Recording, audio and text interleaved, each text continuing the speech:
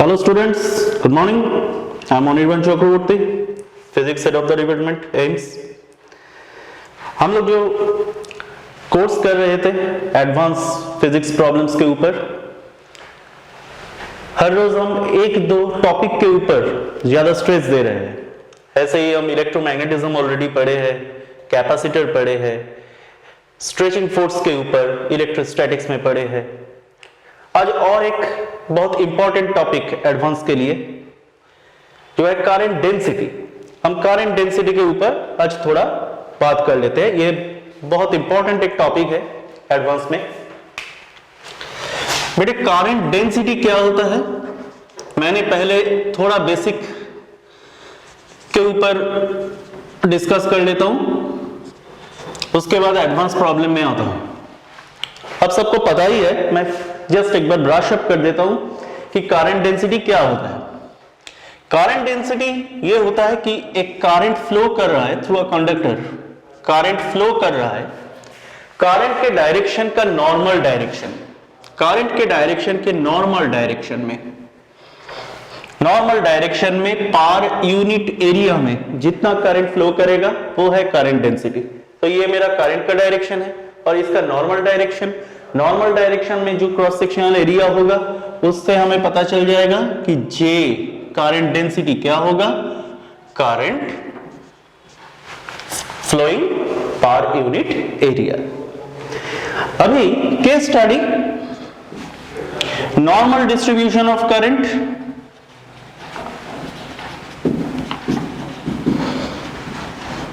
Normal distribution current के लिए एक कंडक्टर है,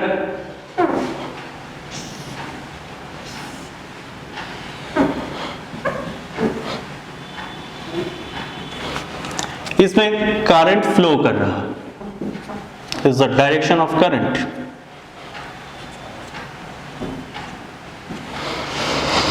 तो इसी डायरेक्शन में करंट जो फ्लो कर रहा है, सोचो करंट का वैल्यू है आई, तो मैं कोई एक पॉइंट P में करंट डेंसिटी पता लगाना चाहता हूं। कैसे पता लगेगा? तो इस डायरेक्शन में current density is given as I by A। मैं I नहीं लिखकर यहां पर एलिमेंट ले रहा हूं, P के पास एक एलिमेंट कंसीडर कर रहा हूं, जहां पर ये एलिमेंटल एरिया है dA और A एलिमेंट में, एलिमेंट से नॉर्मली करंट पास कर रहा है dI। तो J equals to dI dA, ये मैग्नीट्यूड है। अगर आप इसको वेक्टोरियली लिखेंगे तो अलोंग दिस डायरेक्शन आपका नॉर्मल यूनिट वेक्टर, तो J equals to dI dA। अभी यहां पर एक बात मैं बताना चाहता हूं कि करंट स्केलर है। यहां पर ध्यान दीजिए, J equals to dI dA। ठीक है, मैं इंक्लिनेशन पढ़ाने के बाद ये बोल रहा हूं, B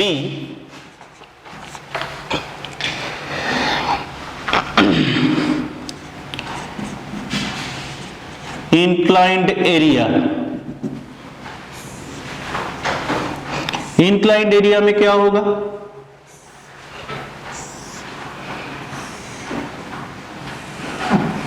देखिए नॉर्मल लाइन के साथ मेरा एरिया क्या है, थीटा एंगल पर इंक्लाइंड है, करंट ऐसे फ्लो हो रहा है। तो ये जो एरिया है, आपको पता है एरिया वेक्टर आउटवर्ड नॉर्मल होता है, तो ये मेरा एरिया का एरिया वेक्टर है dA। अभी अगर ये थीटा है तो ये भी थीटा हो जाएगा, या आप ऐसा भी कर सकते हैं कि इसको इधर एक कंपोनेंट ले सकते हैं, dA का नॉर्मल कंपोनेंट जो इधर बनेगा। तो ये जो कंपोनेंट बनेगा ये होगा dA cos थीटा। अभी ये dA cos थीटा है और यहां से I जा रहा है, तो मैं J इक्वल्स टू क्या लिखूं? एलिमेंटल करंट डी आई, तो D I by D A cos theta, तो D I that will be equals to J D A cos theta. अभी जो मैंने पहले बताना जा रहा था वो देखिए, आई एक स्केलर टर्म है, J itself a vector, D A area vector है। तो अगर मैं बोथ साइड इंटीग्रेट कर रहा हूं तो यहां पर इंटीग्रल ऑफ डी आई मतलब I that will be equals to J D A cos theta, vector A B cos theta, A B cos theta can be written as A dot B, scalar term हो जाएगा, scalar product. तो यहां पर भी वही आएगा, integral of J vector dot D A vector. तो आई का एक्चुअल वैल्यू क्या है, integral of J dot D A, ये हमें पता रहना चाहिए एडवांस लेवल प्रॉब्लम के लिए। तो आपको ऐसे बोल दिया जा सकता है कि नॉर्मल डिस्ट्रीब्यूशन ऑफ करंट हो सकता है, इंक्लाइन डिस्ट्रीब्यूशन ऑफ करंट हो सकता है। जहां पर भी आप देखिए तो जे का वैल्यू क्या आएगा, जे का वैल्यू हमेशा integral of I D A आएगा, sorry I equals to current equals to integral of J D A आएगा। अभी यहां पर कितना चार्ज फ्लो हो रहा है, चार्ज फ्लो, या तो charge carrier, number of charge carrier,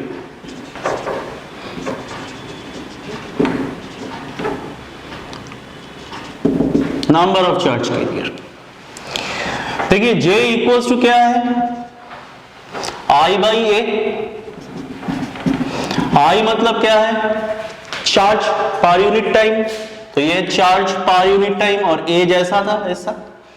n number of अगर चार्ज कैरियर्स है मतलब इलेक्ट्रॉन्स, तो Q इक्वल्स टू Ne, तो यहां से n equals to JAT by E. So this is the relation between number of charge carriers and current density. ये तो हमारे current density का बेसिक्स है। अभी हम इसके ऊपर थोड़ा प्रॉब्लम देखेंगे। ये J कांस्टेंट भी हो सकता है, वेरिएबल भी हो सकता है, लेकिन एज इट इज एक्सपेक्टेड कि एडवांस में कांस्टेंट J के ऊपर प्रॉब्लम आने का चांस बहुत ही कम है, तो हम शुरुआत से ही वेरिएबल J के ऊपर काम करेंगे। तो let us discuss some problems.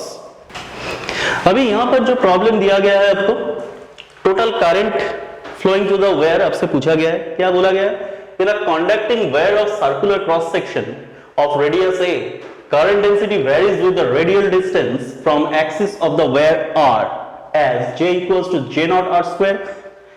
Clearly J naught constant term है, तो calculate the total current flowing in the wire। तो सबसे पहले हम एक काम करते हैं,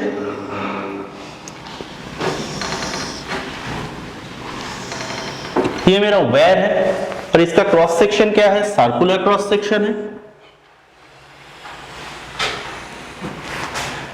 ये इसका एक्सिस है, यहां पर भी इसका एक्सिस, ये एलिवेशन देख रहे हैं आप और ये प्लान व्यू देख रहे हैं आप। यहां से r डिस्टेंस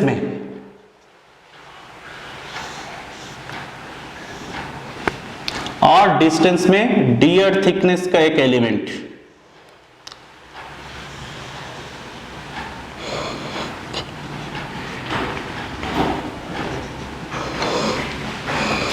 r डिस्टेंस में डी अर्थ थिकनेस का एलिमेंट आप ले रहे हैं, और इसका रेडियस कितना बोला गया है, रेडियस बोला गया है a। तो यहां पर भी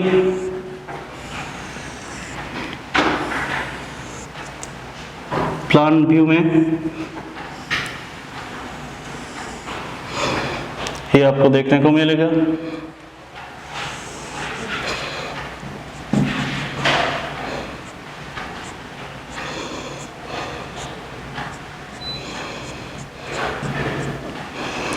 थिकनेस dr है, रेडियस r है।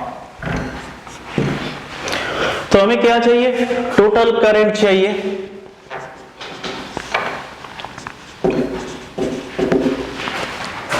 तो मुझे DA चाहिए, DA इक्वल्स टू कितना है, लेंथ 2 पाई r, तो एरिया क्या होगा, लेंथ इंटू थिकनेस है। और J आपको क्या दिया गया है, J nought r square, hence I equals to integral of J nought r square multiplied by 2 pi r dr।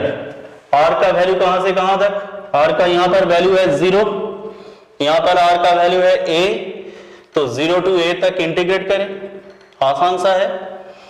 तो 2 पाई j नॉट बाहर, 2 पाई j नॉट बाहर, integral 0 to a r cube dr, 2 pi j nought r to the power 4 by 4 नीचे आएगा, ये r 0 to a गया 2, I will be equals to pi j naught a to the power 4 by 2। तो steps आपको कैसे याद रखना पड़ेगा, step 1 consider N symmetrical element,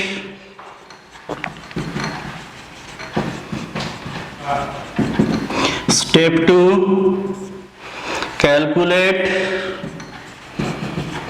DA, step 3 use J equals to integral of I dot dA, I equals to integral of J dot dA।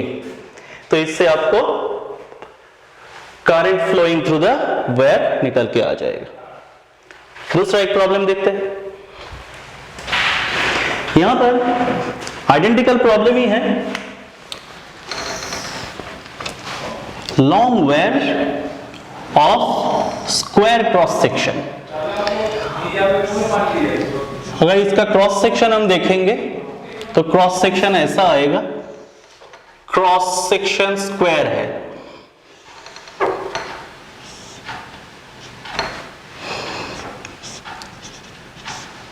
Square cross section है। अभी current density कौन सा डिस्टेंस के साथ वेरी कर रहा है, x क्या कहां से मेजर्ड हुआ है, फ्रॉम वन एज, तो x वन एज से मेजर हुआ है, तो यहां से आपको एलिमेंटल स्ट्रिप जो लेना पड़ेगा वो x distance from one as.